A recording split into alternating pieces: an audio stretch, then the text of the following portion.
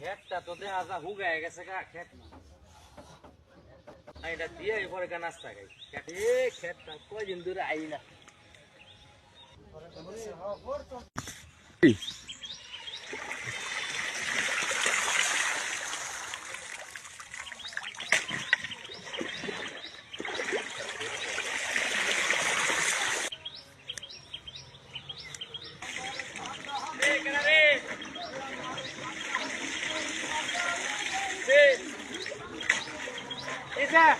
কত মারি দিতেছিস